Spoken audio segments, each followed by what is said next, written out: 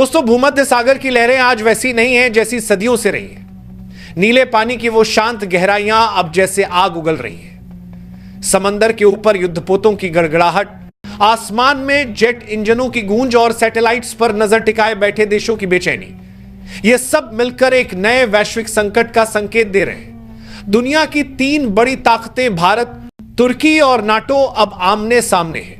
एक ऐसा टकराव जो इतिहास के पन्नों में नए युद्ध अध्याय की शुरुआत कर सकता है। कभी सिर्फ एक समुद्री इलाका समझे जाने वाला भूमध्य सागर अब युद्ध की आग में झुलस रहा है।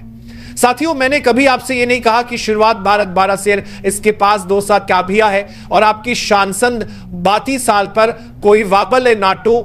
इस चैनल को सब्सक्राइब करें, लाइक करें या शेयर करें, क्योंकि मुझे हमेशा यकीन रहा कि अगर मेरी बातों में सच्चाई होगी तो लोग खुद उसे सुनेंगे और फैलाएंगे। लेकिन आज पहली बार मैं आपसे एक विनम्र अपील कर रहा हूं, अगर आप मुझे एक ईमानदार पत्रकार मानते हैं तो अभी इस चैनल को सब्सक्राइब कर लें और इस वीडियो को अंत तक जरूर देखें। यह कहानी तब शुरू हुई जब भारत ने पहली बार अपने नौसैनिक बेड़े को भूमध्य सागर की गहराइयों में भेजा। भारत का मकसद साफ था, अंतरराष्ट्रीय जलमार्गों पर अपने अधिकार और स्वतंत्रता को बनाए रखना। लेकिन तुर्की को यह रास नहीं आया। उसने सोचा कि भूमध्य नाशा सागर उसका निजी इलाका है, जैसे उसकी जागीर हो। तुर्की के राष्ट्रपति एर्दोआन को यकीन था कि कोई भी देश उनकी अनुमति के बिना यहां कदम नहीं रख सकता।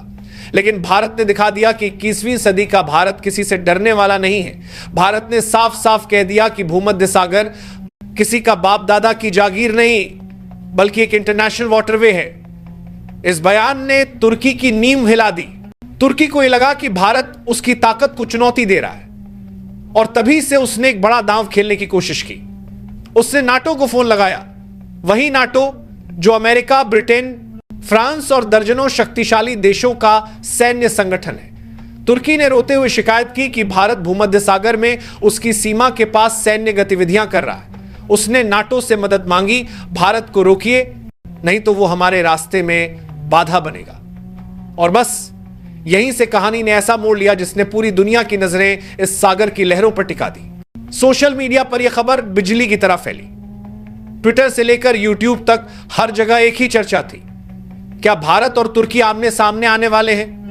न्यूज चैनलों ने हेडलाइन चलाई, India versus Turkey, a new war zone in the Mediterranean. लोगों की निगाहें टीवी स्क्रीन पर जमी थी, लेकिन असली ड्रामा तब हुआ जब नाटो ने तुर्की का साथ देने से इनकार कर दिया। नाटो के सदस्य देशों ने स्थिति का विश्लेषण किया और पाया कि भारत ने कोई गलती नहीं की थी। भारत ने किसी देश की सीमा में प्रवेश नहीं किया था, न ही किसी पर हमला किया था। भारत बस अपने इंटरनेशनल व्यापारिक रास्ते से गुजर रहा था, वही रास्ता जिससे हर देश गुजरता है। नाटो ने तुर्की से पूछा, क्या तुम्हारे पास सबूत है कि भारत ने हमला किया? तुर्की के पास कोई जवाब नहीं था। अमेरिका ने कहा, तुर्की ने पहले भारत को उकसाया। ब्रिटेन ने कहा, अगर हमला हुआ है तो उसका प्रमाण दो। जर्मनी ने कहा, हम तटस्थ रहेंगे। और फ्रांस ने तो साफ कह दिया, तुर्की ने अगर भारत को छेड़ा है तो नतीजा भुगतेगा भी। यह सुनकर तुर्की की हालत पतली हो गई। जिस नाटो पर उसे भरोसा था, वही नाटो अब भारत की तरफ खड़ा था। लेकिन भारत भी चुप नहीं बैठा था। भारतीय नौसेना ने अपने 5 घातक युद्धपोत इंस विक्रांत, इंस त्रिकंड, इंस चेन्नई, इंस कोची और इंस दिल्ली को रणनीतिक स्थिति में तैनात कर दिया। भारतीय पायलटों की नजरें आसमान पर थीं और समुद्र में हर लहर भारत की ताकत का प्रतीक बन चुकी थी। तुर्की ने अपने 22 युद्धपोतों को भेजकर भारत को डराने की कोशिश की, लेकिन भारत की रणनीति कुछ और ही थी। भारत ने सीधे टक्कर नहीं ली, बल्कि उसने तुर्की के सिस्टम को भीतर से हिला दिया। भारत के साइबर वॉरफेयर यूनिट ने तुर्की के ड्रोन सिस्टम और कम्युनिकेशन चैनल को जाम कर दिया। अचानक तुर्की के जहाजों के रडार काम करना बंद कर गए। उनके ड्रोन हवा में लटक गए, जैसे पतंग की डोर कट गई हो। सैनिक एक दूसरे को देख रहे थे, क्या हो रहा है, लेकिन किसी को कुछ समझ नहीं आ रहा था। तुर्की की पूरी इलेक्ट्रॉनिक वॉरफेयर लाइन ध्वस्त हो चुकी थी। यह भारत का साइलेंट स्ट्राइक था, बिना गोली चलाए दुश्मन को घुटनों पर लाने वाली रणनीति। तुर्की की सप्लाई चेन भी कट गई। उसके जहाजों को ईंधन और संचार सहायता नहीं मिल पा रही थी। वो पूरी तरह भारत की रणनीति में फंस चुका था। तुर्की को लगा था कि नाटो उसे बचा लेगा, लेकिन नाटो ने उल्टा सवाल पूछ लिया, तुर्की तूने किया क्या है? अब तुर्की के पास कोई जवाब नहीं था। नाटो ने भारत को निर्दोष माना और कहा कि भारत ने सिर्फ अपने रास्ते की सुरक्षा की है।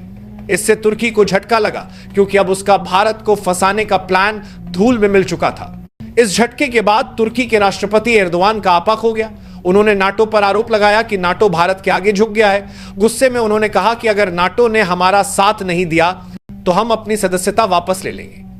लेकिन असलियत यह थी कि अब नाटो को तुर्की पर भरोसा नहीं रहा था। नाटो जानता था कि तुर्की अपनी मनमानी कर रहा है और उसके कदम अंतर्राष्ट्रीय नियमों का उल्लंघन है। इस बीच भारत के पक्ष में रूस और इजराइल खुलकर सामने आ गए। रूस ने चेतावनी दी कि अगर तुर्की ने भारत पर हमला किया तो रूस भी युद्धपोत भेजेगा।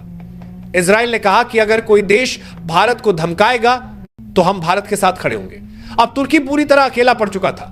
उसके पुराने सहयोगी भी उससे दूरी बनाने लगे। सऊदी अरब, ईरान और इराक ने बयान जारी किया कि हमारा इस संघर्ष से कोई लेना देना नहीं।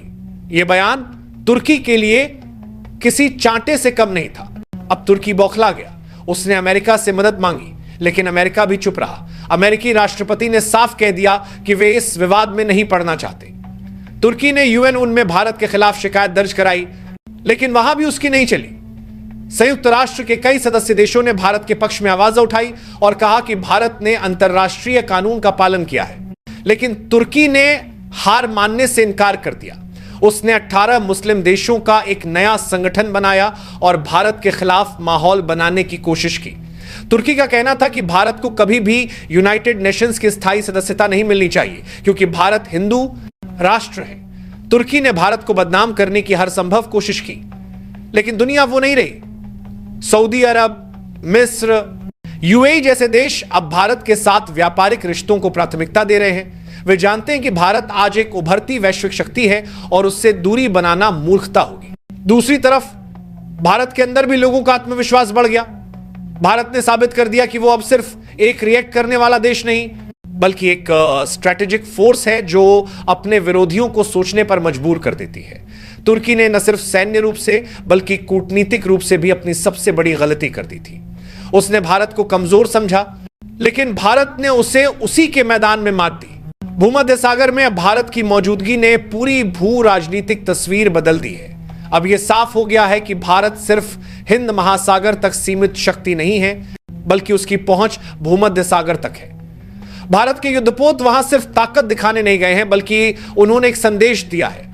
भारत जहां चाहे वहां अपनी मौजूदगी दर्ज करा सकता है। तुर्की अब नाटो से नाराज है, अमेरिका से निराश है और दुनिया में अकेला खड़ा है। उसकी स्थिति उस खिलाड़ी जैसी है जो खुद अपने जाल में फंस गया हो। अब तुर्की के सामने दो ही रास्ते बचे हैं, या तो भारत के साथ बातचीत करे और अपने अहंकार को त्याग दे, या फिर एक ऐसी जंग छेड़े जिसमें उसका भविष्य खुद अंधकार में डूब जाएगा। भारत ने अब तक तो धैर्य रखा है, लेकिन अगर तुर्की ने फिर कोई दुस्साहस किया तो नतीजा क्या होगा, यह सोचकर ही उसके माथे पर पसीना आ जाता है। क्योंकि अब भारत वही देश नहीं रहा जो चुपचाप सब सह लेता था। अब भारत वही करता है जो जरूरी होता है, चाहे वो साइबर वार हो, कूटनीति हो या सीधी कार्रवाई। भूमध्य सागर की लहरें अब भारत की मौजूदगी से परिचित हो चुकी हैं। तुर्की का घमंड अब नमकीन पानी में बह चुका है और नाटो ने भी सीख ली है कि सच्चाई हमेशा ताकत के साथ नहीं, न्याय के साथ होती है। भारत ने न तो किसी पर हमला किया, न किसी की सीमा लांघी, लेकिन दुनिया को दिखा दिया कि उसकी शक्ति अब शब्दों में नहीं, कर्मों में झलकती है। तो दोस्तों, अब सवाल आपसे, क्या भारत को अब तुर्की के खिलाफ और सख्त होना चाहिए? क्या उसे और बड़ा कदम उठाना चाहिए ताकि दुश्मनों को सबक मिल सके, या फिर भारत को शांत रहकर सिर्फ रणनीति के जरिए ही अपने विरोधियों को जवाब देना चाहिए? आपकी राय कमेंट में जरूर बताइए। और अगर वीडियो पसंद आई हो तो इसे लाइक करें, चैनल को सब्सक्राइब करें और बेल आइकन दबाएं ताकि ऐसी हर अपडेट आपको सबसे पहले मिले। जय हिंद, जय भारत।